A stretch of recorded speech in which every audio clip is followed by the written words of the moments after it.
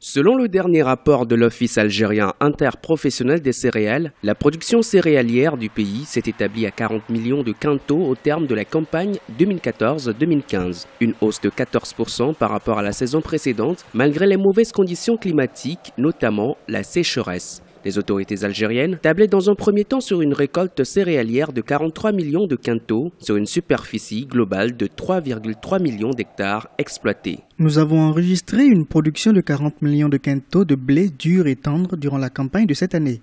Par rapport aux conditions climatiques que nous avons eues, nous avons réussi à éviter la catastrophe. C'est une campagne moyenne en termes de rendement, mais qui reste satisfaisante, notamment par rapport au manque de pluviométrie. À travers ces prévisions, l'Algérie estime qu'une autosuffisance en blé dur d'ici à 2019 est possible. Mais pour y arriver, il faudrait consacrer au sous-secteur céréales au moins 600 000 hectares d'espaces irrigués. Autre défi à relever, l'intégration de la fertilisation, le recours aux semences certifiées ou encore le renforcement de la mécanisation. Déjà, l'autosuffisance alimentaire est une ambition à saluer. Ça, c'est une première chose.